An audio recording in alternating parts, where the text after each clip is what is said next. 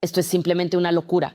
Los rusos en los territorios ocupados están administrando psicotrópicos a los niños ucranianos por desobediencia. Las Fuerzas Armadas de Ucrania avanzan hacia Berdiansk. Ucrania ha roto el frente en la dirección de Zaporilla. Feodosia está en llamas. Un poderoso ataque con misiles contra Crimea. Medvedev amenaza a Trump debido a la transferencia de misiles Tomahawk a Ucrania. Rusia ataca a Polonia. En Varsovia declararon: ha comenzado el deserción masiva en el ejército ruso. 50.000 soldados abandonaron el campo de batalla. Hola, me llamo Julia Kokan y ahora mismo les contaré lo más importante. Pero antes, denle like a este video y suscríbanse a nuestro canal para que no nos perdamos en el vasto mundo de YouTube. Rusia ha secuestrado al menos a 19.000 niños ucranianos, otros 1.700, y aún en Rusia, por lo general, en Rusia se consideran desaparecidos. Así lo contó el presidente de Ucrania, Volodymyr Zelensky, en una entrevista para Fox News. Él señaló que hasta el momento existen datos precisos sobre el secuestro de esa cantidad de pequeños ucranianos. Sin embargo, esta cifra podría ser mayor. Para la búsqueda y el regreso de los niños ucranianos a casa, funciona el programa internacional Devolvamos a los Niños, al que se han unido 40 países. Sabemos que como mínimo Rusia ha secuestrado a 19.000 niños. Puede que sean más, pero 19.000 es la cifra confirmada. Ya se han devuelto 1.600 a Ucrania. Los horrores en los territorios temporalmente ocupados por Rusia continúan. Los niños ucranianos allí no tienen la posibilidad de estudiar según el programa ucraniano, ya que por ello pueden ser castigados ellos o sus padres. En algunos casos, los ocupantes rusos aíslan a los niños y les administran forzosamente fármacos psicotrópicos por desobediencia. Sobre esto habló en una entrevista con Interfax Ucrania la asesora del comisionado presidencial para los derechos del niño y la rehabilitación infantil, Daria Erasimchuk.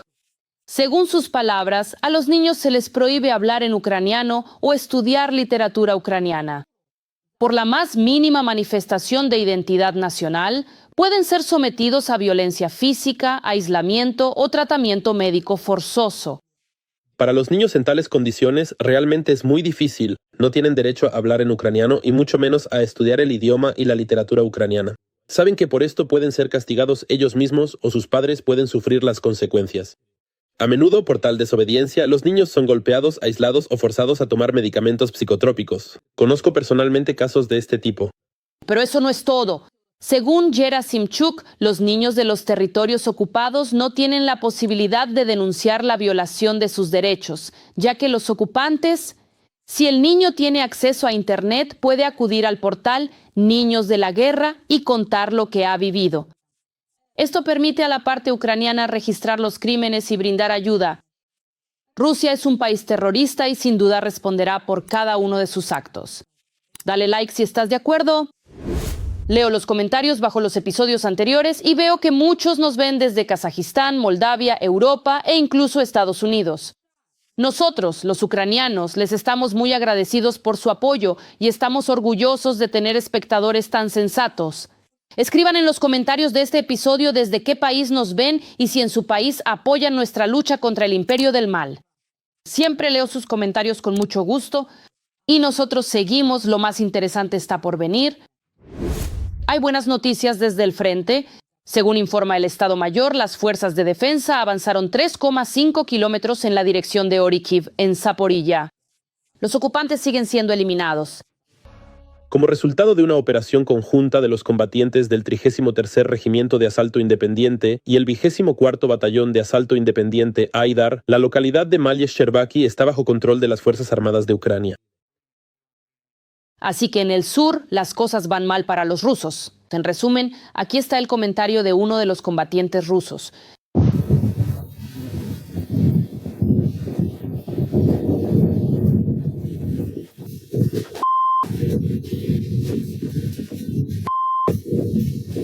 Es algo terrible. Bueno, eso es todo. Saludos a los niños. En las últimas 24 horas, 1.140 ocupantes se convirtieron en abono y en total se destruyeron 136 unidades de equipo militar enemigo. pero poco a poco la tensión está aumentando en la dirección de Siversk. Allí, según un militar con el apodo de Muchnoy, el enemigo está preparando una base para una nueva ofensiva. El enemigo está preparando deliberadamente una base para el futuro asalto a Svanovka. Durante varios días seguidos se ha registrado la activa operación de la artillería enemiga y de drones FPV en el sector privado en Sudamérica, en partes del asentamiento. En la dirección de Dobropol, la situación sigue siendo constantemente difícil. El refuerzo por parte de los rusos allí es constante. A los viejos los eliminan y llegan nuevos.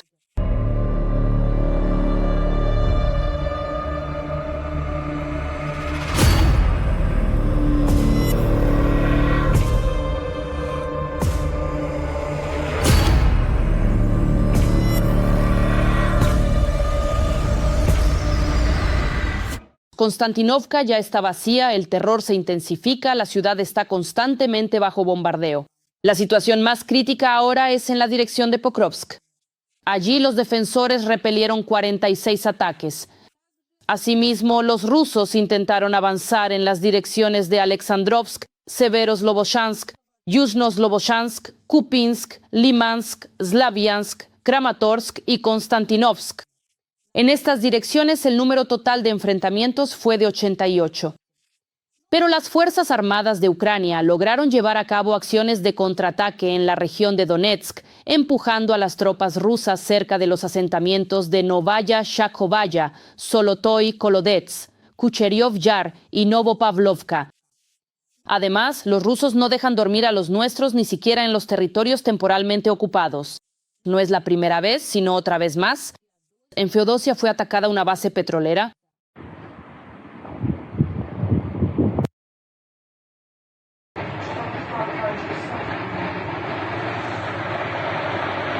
Allí también resultaron dañadas varias subestaciones. Esto ya fue obra de los drones del SBU y las Fuerzas de Operaciones Especiales. ¿Es la base petrolera? Sí, todavía podría haber una explosión. Parece que otra vez es en la propia base petrolera. Ahora está completamente en llamas. Creo que tiene 6 o 7 focos de incendio. Me parece que son más. Bueno, solo está más a la izquierda. Más detalles sobre lo que está ocurriendo en el frente y a su alrededor en estos momentos en nuestro informe. Rusia ha intensificado los asaltos en casi todas las direcciones. De nuevo se utilizaron columnas mecanizadas y otra vez el equipo enemigo fue destruido. ¿Cómo los datos de los partisanos ayudaron a repeler el ataque masivo cerca de Volchansk?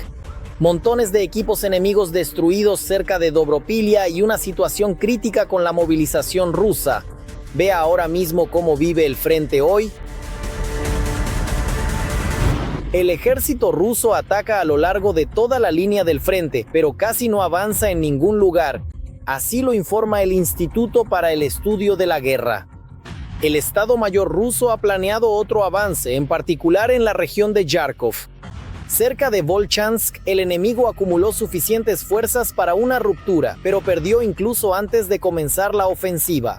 Los partisanos informan que su agente del 82º Regimiento de Fusileros Motorizados logró transmitir las coordenadas exactas de las posiciones de la artillería rusa, vehículos blindados y lugares donde se encontraban los ocupantes, lo que permitió a las fuerzas de defensa de Ucrania prepararse con antelación para posibles acciones ofensivas y atacar al enemigo en respuesta. Como resultado del trabajo eficaz de los militares ucranianos, el plan de los rusos fracasó incluso antes de comenzar. Aprovechando precisamente las condiciones meteorológicas, el clima poco confortable, la ausencia, por ejemplo, de esa misma intensidad en el trabajo de nuestros drones, porque los pájaros simplemente no verán o no podrán despegar, el enemigo intentará llevar a cabo acciones de asalto más activas. De hecho, incluso con el uso de componentes mecanizados, algo que ya estamos observando hoy en algunas zonas del frente. Al mismo tiempo, la situación sigue siendo tensa en la zona de la ciudad de Kupiansk. Allí, nuestros militares también detectan la acumulación de fuerzas enemigas que una y otra vez intentan aumentar su presencia en la localidad. Sin embargo, a pesar de los constantes intentos de lanzar un nuevo asalto, Rusia no ha logrado avances en esta dirección. Lamentablemente, el enemigo logró entrar en las afueras de la ciudad. Ustedes saben que allí continúan los combates en la parte noroeste y norte de la ciudad. El enemigo intenta infiltrarse con grupos de sabotaje y reconocimiento también en la parte central de Kupiansk. La situación es muy complicada. El objetivo es uno solo, salir al espacio operativo e intentar avanzar más por la región de Kharkov. El intento de controlar la ciudad, el intento de controlar Kupiansk como un nudo ferroviario, también tiene que ver con la logística. Es decir, es un intento de bloquear nuestra logística, de crear condiciones desfavorables para aquellos grupos de tropas que se encuentran en particular en esta ubicación del frente y en las vecinas. La dirección de Dobropilla es hoy quizás el punto más caliente del frente. En las últimas 24 horas se han desarrollado intensos combates allí por el asentamiento de Vladimirovka. Precisamente desde allí los rusos intentan abrirse paso hacia los suyos que permanecen aquí rodeados. El desembarco de tropas es un problema, añade Deep State. Los rusos introdujeron en la aldea 50 y 75 soldados. La situación sigue complicada. Las Fuerzas Armadas de la Federación Rusa intentarán aprovechar al máximo el empeoramiento meteorológico, advierten analistas. Más tarde, el primer cuerpo de la Guardia Nacional Azov informó que logró mantener Vladimirovka. Según el comunicado del cuerpo, los rusos lanzaron al asalto 35 unidades de vehículos blindados pesados, tanques y vehículos de combate blindados. Como resultado de las acciones defensivas, se destruyó y dañó un vehículo blindado de recuperación, 3 tanques y 16 vehículos blindados de combate enemigos. Además, los rusos perdieron 41 motocicletas y 2 vehículos ligeros.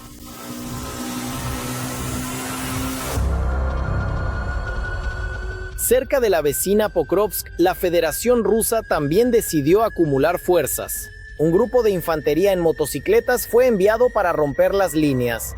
Como resultado, menos 13 motociclistas y ningún avance. Otro video épico de Donetsk, drones ucranianos contra tanques rusos.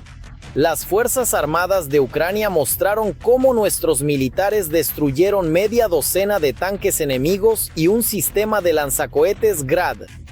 El video fue publicado por las fuerzas de sistemas no tripulados de las Fuerzas Armadas de Ucrania.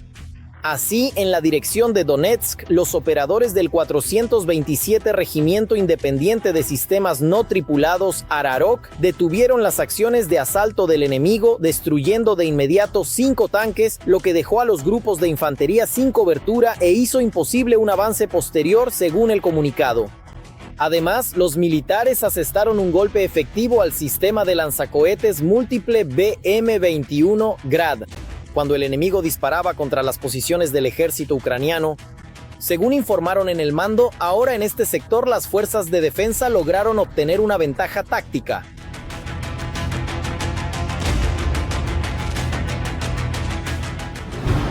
Al mismo tiempo, nuestros militares actúan no solo en la línea del frente, sino también en la retaguardia del grupo ruso.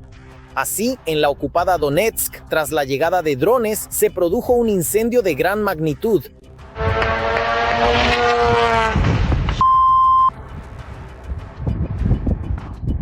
Vitalia, esto es una locura. Según informaron los habitantes locales, las columnas de humo negro se podían ver desde cualquier parte de la ciudad. Se sabe que el lugar del impacto fue el antiguo hipermercado Auchan, cerca de la carretera de circunvalación Slaviansk-Donetsk-Mariupol. Sin embargo, los residentes informaron en las redes que después de las explosiones se escucharon claramente más detonaciones.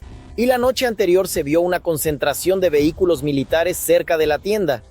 Se sabe que, como resultado del incendio, el techo del edificio se derrumbó y el local quedó completamente calcinado. Parece que está empezando a arder de verdad.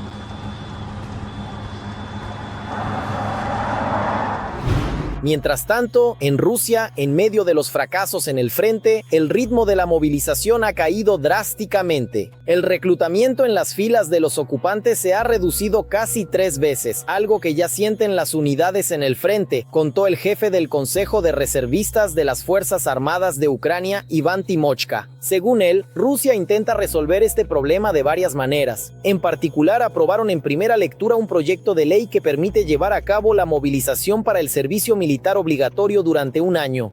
Timochka dice que Rusia podría utilizar a los reclutas incluso en la guerra contra Ucrania. En los 2 últimos trimestres están reclutando por trimestre, ni siquiera por mes, a 30.000, 35.000 personas. Mientras que antes esa cantidad la reclutaban en un mes, ahora lo hacen en 3 meses. Es decir, ahora están reclutando entre 10 y 12.000 personas al mes. Al mismo tiempo, los analistas militares señalan que en el espacio informativo ruso ya ni siquiera se ocultan las perspectivas para los recién movilizados, declarando abiertamente que, según cálculos promedio, después de firmar el contrato vivirán menos de 2 semanas. El alcalde de la ciudad de Strishevoy, en la región de Tomsk, ha alcanzado un nuevo nivel de sinceridad y dijo honestamente que los nuevos contratistas son necesarios para reemplazar a los muertos y heridos. Según el jefe de la ciudad, el viernes recluta a nuevas personas y el lunes entierra a las anteriores. El corresponsal de guerra Romanov dio una explicación más detallada de por qué siempre se necesitan personas en el frente. La esperanza de vida de un asaltante es de 12 días. Esto incluye desde la firma del contrato, el entrenamiento en el campo de tiro y el propio asalto. En singular, normalmente el asalto. Y esta estadística la confirma de manera implacable las Fuerzas Armadas de Ucrania. Así, según el Estado Mayor, en las últimas 24 horas los ocupantes han perdido a más de 1.200 de sus combatientes. En total, las pérdidas de la Federación Rusa ya superan las 1.122.000 personas. No dejo de admirar el coraje y el heroísmo de los guerreros ucranianos. Ellos mantienen el frente y resisten ante una enorme horda que los supera ampliamente en número. Por eso, los invito a apoyar a las Fuerzas Armadas de Ucrania y si no tienen la posibilidad de hacerlo económicamente, escríbanles palabras de apoyo en los comentarios. Sé que ellos nos están viendo.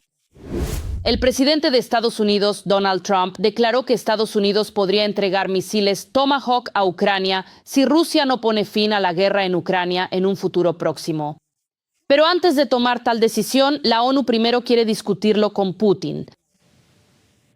El vicepresidente del Consejo de Seguridad de Rusia, Dmitry Medvedev, reaccionó de inmediato ante la posible entrega de misiles Tomahawk a Ucrania y amenazó tanto a Ucrania como a Trump. Trump dijo que si el presidente de Rusia no resuelve el conflicto ucraniano, esto terminará mal para él. Amenaza por 100ª vez, en resumen. Si el empresario pacificador se refiere a los Tomahawk, entonces la frase es incorrecta. El suministro de estos misiles puede terminar mal para todos, y ante todo para el propio Trump. Se ha dicho 100 veces en una forma comprensible incluso para el tío de las barras y estrellas que es imposible distinguir en vuelo una versión nuclear de los Tomahawk de una convencional. Que no sea Kiev banderista quien los utilice, sino precisamente Estados Unidos. Lea a Trump. ¿Cómo responder a Rusia? Eso es exactamente. Solo cabe esperar que se trate de otra amenaza vacía, provocada por prolongadas negociaciones con un payaso de la cocaína, como el envío de submarinos nucleares más cerca de Rusia. Bueno, ya sabes cómo va. El submarino se hundió en las estepas de Ucrania. Mientras tanto, el presidente de Ucrania, Volodymyr Zelensky, declaró que en caso de recibir misiles de crucero Tomahawk de Estados Unidos, los ataques se llevarán a cabo exclusivamente contra objetivos militares en territorio ruso. Entre estos objetivos podrían estar las refinerías de petróleo, ya que Rusia utiliza los ingresos energéticos para financiar la guerra. Bueno, señoras y señores, hagan sus apuestas. ¿Cuándo llegarán los Tomahawk a Ucrania? Una ucraniana se enfrentó a una ola de xenofobia en Polonia después de convertirse en candidata al título de Varsoviana del Año. Así lo informa un periódico local polaco. El plebiscito Varsoviana del Año lleva más de un siglo reconociendo a mujeres que dan forma a la ciudad, contribuyen a su desarrollo, promueven la apertura y con su trabajo sirven de ejemplo para todos los habitantes. Este año, entre las 9 mujeres nominadas, se encontraba Kira Sukoboychenko, de 19 años, originaria de Eupatoria. Su candidatura provocó una ola de críticas, aunque las reglas del concurso no estipulan que el título solo pueda ser otorgado a polacas étnicas o a quienes hayan nacido en la capital. Cualquier mujer cuyo trabajo beneficia a la ciudad puede ser nombrada Varsoviana del Año. Sukoboychenko se mudó a Varsovia a los 8 años, completó sus estudios y comenzó su labor como activista. Hoy en día es coordinadora del Centro de Integración y Adaptación para Ucranianos y Polacos en Varsovia. Como escribe el periódico, bajo la noticia sobre la nominación de Sukhoboychenko en la página oficial de las autoridades de la capital, se dejaron casi 5.000 comentarios, la mayoría de los cuales tenían un carácter xenófobo. Los comentaristas debatían su derecho a participar por el título debido a su nacionalidad. ¿Es ella varsoviana o ucraniana? Ella es varsoviana, como yo soy chino. También se escucharon suposiciones de que su nominación fue resultado de una corrección política impuesta, así como llamados a boicotear la votación. ¿Y ustedes qué piensan sobre esta historia? Escriban, no se contengan en los comentarios. Rusia ha triplicado los ciberataques contra Polonia. El sector energético y el suministro de agua están bajo ataque. En los 3 primeros trimestres de 2025 se registraron 170.000 incidentes cibernéticos, una parte significativa de los cuales está relacionada con la actividad de ciberdelincuentes rusos. Así lo informa Reuters, citando al ministro de Asuntos Digitales, Krzysztof Gałkowski. Así, según el ministro, Polonia fue objeto de hasta 4.000 ataques diarios, de los cuales alrededor de 1.000 representaban una amenaza real para el funcionamiento de los sistemas estatales. El sector energético, los sistemas de abastecimiento de agua y alcantarillado se vieron afectados. El ciberataque más potente ocurrió el 10 de septiembre, la noche en que drones rusos violaron el espacio aéreo de Polonia. La actividad rusa representa la amenaza más grave, ya que está dirigida a infraestructuras críticas necesarias para mantener la vida normal. ¿Acaso no sabemos nosotros de lo que es capaz Rusia? Estoy segura de que Polonia no será la última en sufrir ataques de este tipo. Al menos 50.000 soldados rusos han desertado del ejército durante el periodo de la Gran Guerra contra Ucrania. Estos datos se hicieron públicos debido a una filtración de documentos del Ministerio de Defensa de Rusia.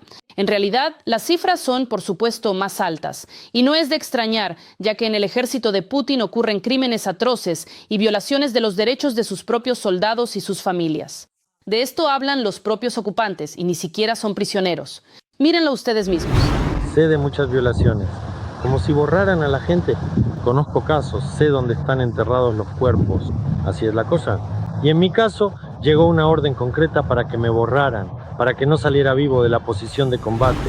Este ocupante, que era un preso, abandonó su puesto de servicio por su cuenta después de que llegó la orden de no dejarlo salir vivo de la posición.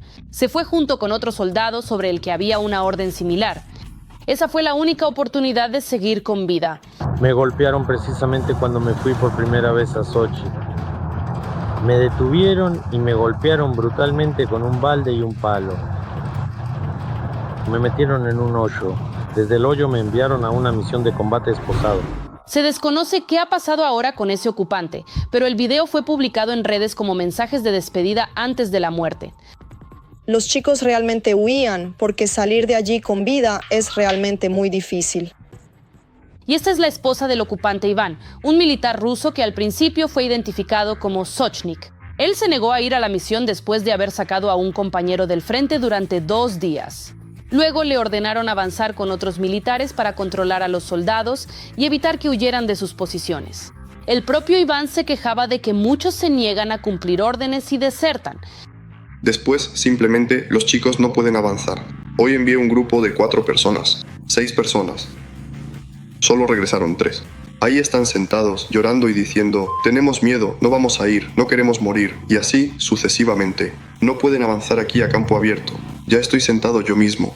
Digo, no, simplemente no quiero empujar a nadie. Al final, Iván fue eliminado. En cuanto a los desertores, su número en el ejército ruso solo sigue creciendo. Al fin y al cabo, los tratan como carne de cañón y muchos eligen vivir en libertad, aunque sea huyendo. Bueno, es decir, yo soy un saboteador de profesión. Ahora mismo solo quedamos un pequeño grupo de 6 de nosotros. Éramos 70. Quedamos 6. Aquí hay un camino de la vida desde Bakhmut hasta Chasiv Yar. Qué difícil es recorrerlo. Vas conduciendo sobre cadáveres, no hay camino. La furgoneta va así. Simplemente, te das cuenta sobre quién estamos pasando. Los propios militares rusos dicen que la razón de tantas pérdidas enormes, en parte, es la falta de preparación. Reclutan a quienes no saben hacer nada. Se gastan millones en su entrenamiento. Llegan y enseguida los mandan directo a la Unión Soviética. Hay otra opción, rendirse como prisionero. Pero el mando ruso ha hecho muchos esfuerzos para asustar a sus subordinados. Por ejemplo, cuentan de forma vívida sobre supuestas torturas en el cautiverio ucraniano. Dicen que te llenan el trasero de espuma, que te cortan los testículos. Bueno, yo también tenía miedo de ir por eso. Y cosas así. Lo de los testículos es raro, claro, pero la espuma es constante. Cuando crucé les dije, muchachos, ¿no me van a llenar de espuma? Me respondieron, ¿qué dices? ¿Qué espuma? Y yo les dije, bueno, eso es lo que nos cuentan. Me dijeron, tranquilo, todo va a estar bien. Nos dieron de comer, de beber, nos trataron bien. Por eso, los ocupantes eligen, desde su punto de vista, el único camino posible: abandonar su puesto de servicio por cuenta propia. Según los documentos filtrados del Ministerio de Defensa ruso, desde el inicio de la llamada Operación Militar Especial, alrededor de 50.000 personas han desertado del ejército ruso. Y eso es solo oficialmente. En realidad, la situación es mucho peor. Pero incluso si nos fijamos en los documentos, allí también se nota una tendencia a empeorar. En los últimos meses, el número de casos de deserción ha aumentado. Por ejemplo, en Grozny han aumentado en un 17% en comparación con el año anterior. Y es muy dudoso que la situación para el ejército de Putin vaya a mejorar.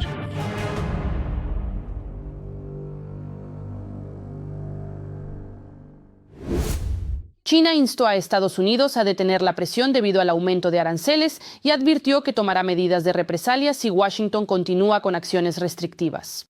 Así lo informa Bloomberg. Al mismo tiempo, según se informa, Pekín subrayó la necesidad de volver a las negociaciones para resolver las disputas comerciales. El presidente de Estados Unidos, Donald Trump, anunció que a partir del 1 de noviembre se impondrán aranceles adicionales del 100% a los productos chinos y restricciones a la exportación de software crítico. Esto fue una respuesta a las acciones de China, nuevas tasas portuarias para los barcos estadounidenses, una investigación antimonopolio y la restricción de la exportación de metales de tierras raras y materiales estratégicos. En China, explicaron que sus medidas tienen un carácter defensivo y fueron una respuesta a las nuevas restricciones estadounidenses tras las negociaciones de septiembre en Madrid. En Pekín consideran que las amenazas constantes de aranceles elevados no son la forma correcta de interactuar con China y prometieron defender los intereses legítimos del país. Pekín señaló que las medidas de Estados Unidos contra las empresas marítimas, logísticas y de construcción naval perjudican las relaciones bilaterales.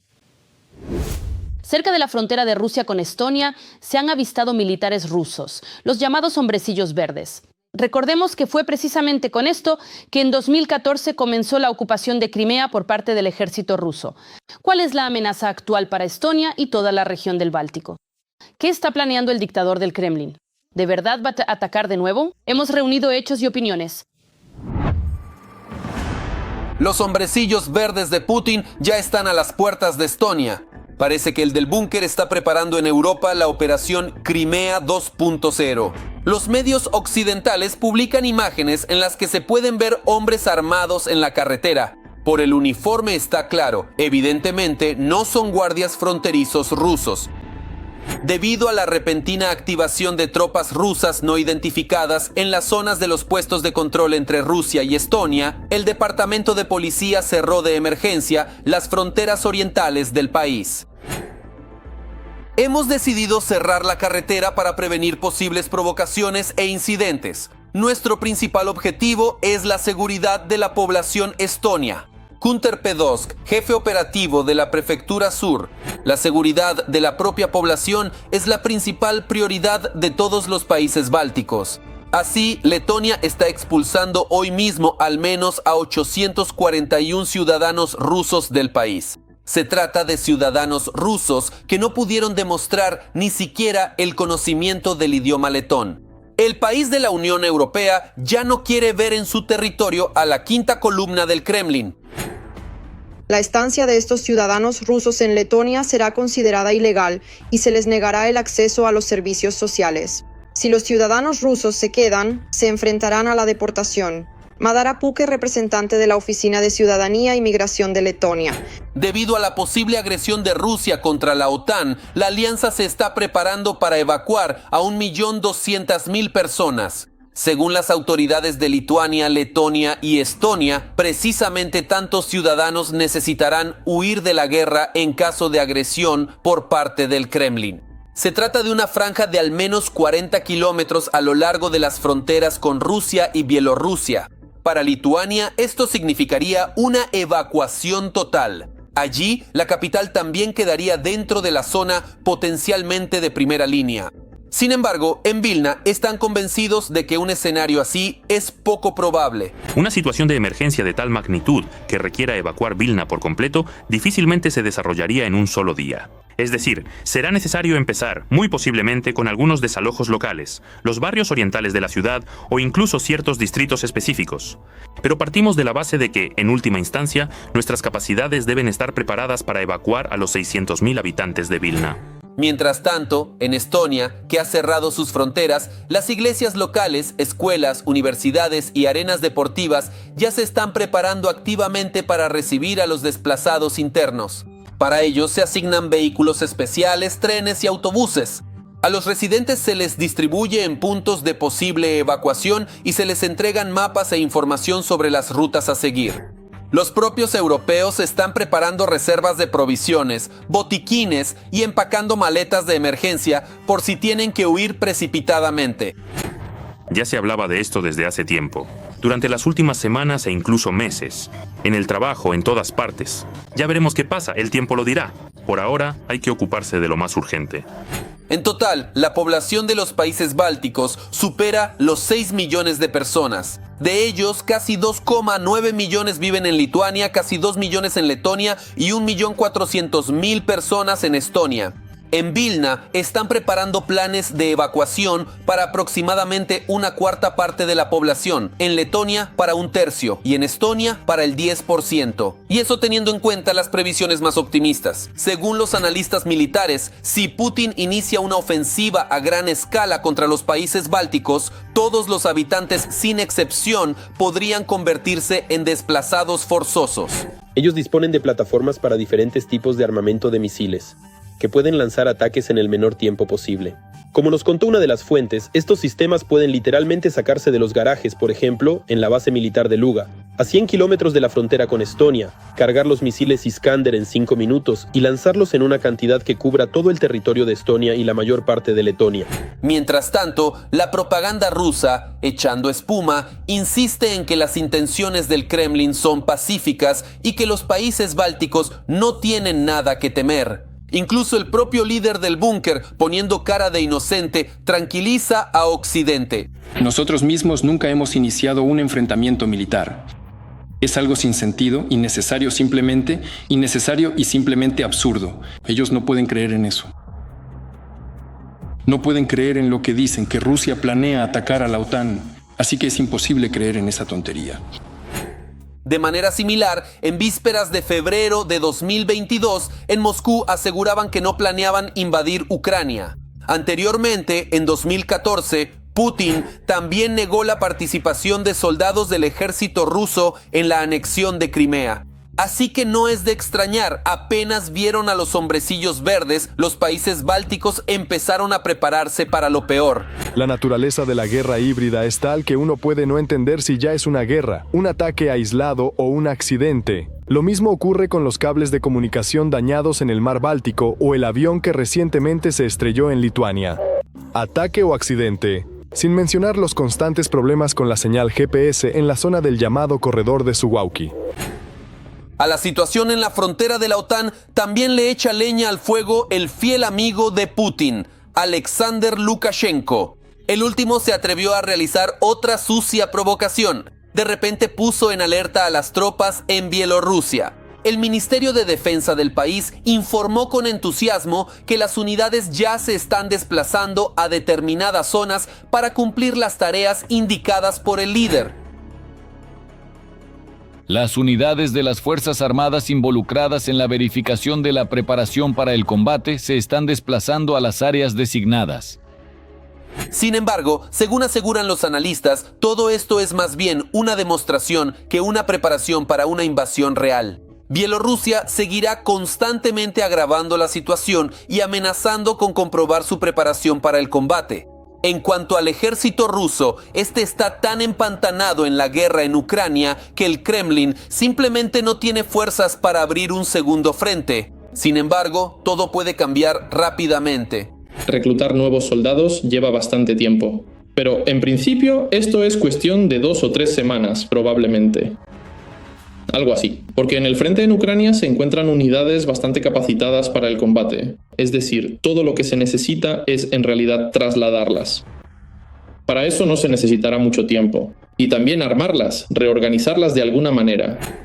Entre los expertos existe la opinión de que Rusia ya se está preparando para una guerra con la OTAN y podría atacar antes de lo que esperan los servicios de inteligencia. Así, el Instituto Estadounidense para el Estudio de la Guerra afirma que Moscú ha entrado en la llamada fase 0 en la preparación para un enfrentamiento con la alianza. Rusia está creando reservas y ensayando nuevas tácticas de guerra sin el uso masivo de vehículos blindados y es capaz de iniciar una nueva agresión sin esperar la recuperación total de su ejército tras la guerra con Ucrania. Si Putin se acobardará o finalmente atacará a los países bálticos, lo sabremos muy pronto.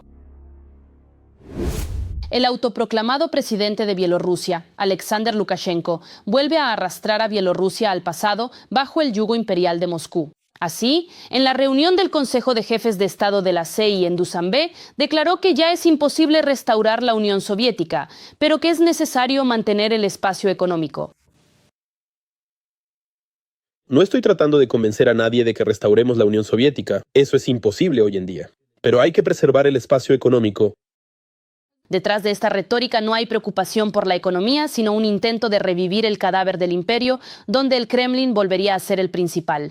Mientras el mundo avanza, Lukashenko sigue viviendo en el pasado. En un mundo donde la Unión no se ha disuelto y Bielorrusia sigue siendo un apéndice del hermano mayor. Pero eso no es todo. Cada nuevo viaje del dictador bielorruso ahora va acompañado no solo de seguridad, sino también de un meticuloso montaje de video.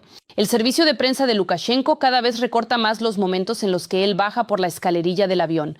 Así, por ejemplo, durante la llegada a Dushanbe, el 9 de octubre, la cámara mostró: el avión tocó la pista y de inmediato apareció una toma en la que Lukashenko ya estaba abajo. Ni un movimiento, ni un paso, solo una imagen preparada de un líder sonriente. La razón, al parecer, es simple. A Lukashenko, de 71 años, le cuesta trabajo incluso bajar unos pocos escalones. En lugar de caminar, utiliza un carrito eléctrico con una placa de VIP, que lo lleva incluso a la cena informal para los jefes de Estado. Parece que Lukashenko, quien durante décadas desempeñó el papel de hombre fuerte, ahora apenas se mantiene en pie, y su oficina de prensa hace todo lo posible para que el país no se dé cuenta de ello. ¿Qué les parecen nuestras noticias? Escríbanos qué deberíamos cambiar para mejorar. Sin duda lo tendremos en cuenta. Mientras tanto, denle like a este video para apoyar lo que hacemos y no olviden suscribirse a nuestro canal Ucrania Hoy para no perderse los próximos episodios. ¡Nos vemos!